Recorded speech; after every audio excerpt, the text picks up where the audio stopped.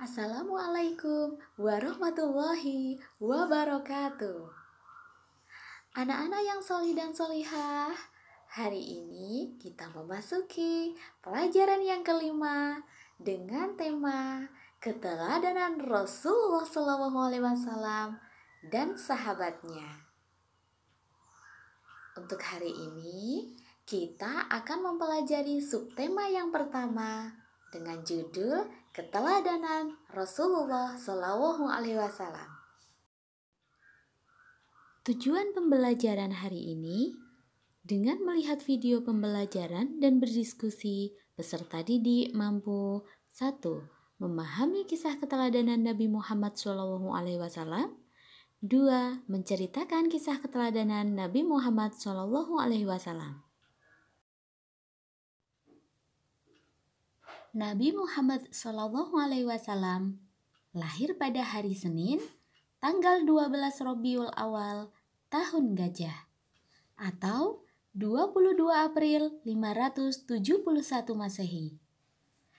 Kelahiran Nabi Muhammad SAW disebut tahun Gajah karena bersamaan dengan peristiwa penyerangan Ka'bah oleh pasukan bergajah yang dipimpin Raja Abraha.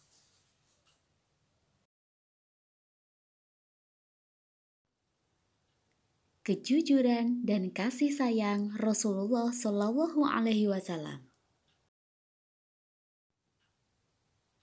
Nabi Muhammad SAW Al-Amin. Nabi Muhammad SAW terkenal sangat jujur.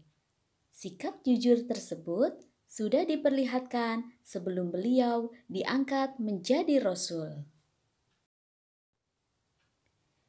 Karena kejujurannya, Nabi Muhammad SAW mendapat kehormatan untuk meletakkan Hajar Aswad ke tempatnya semula ketika perbaikan Ka'bah.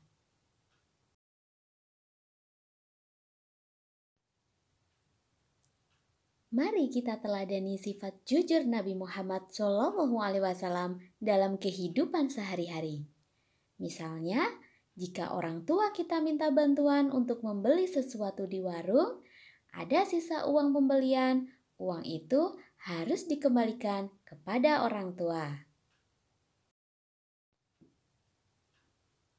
Anak yang jujur pasti disayang teman, guru, dan orang tua. Kasih sayang Rasulullah SAW terhadap anak, keluarga, orang tua, dan masyarakat. Rasulullah sayang terhadap keluarga dan orang-orang di sekitarnya. Rasulullah SAW menyayangi cucunya yang bernama Hasan dan Husain.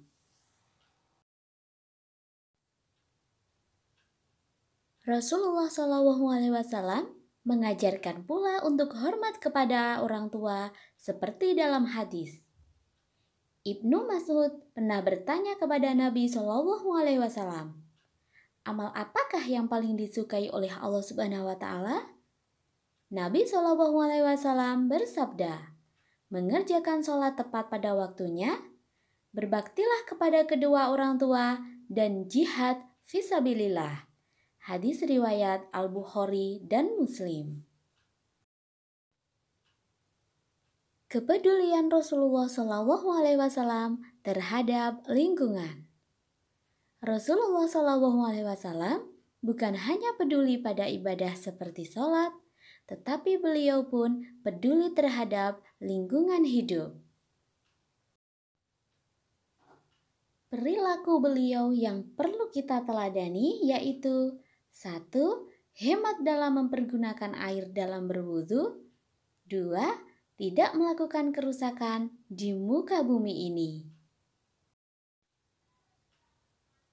Nabi Muhammad SAW sebagai pembawa rahmat bagi alam semesta atau disebut rahmatan lil alamin.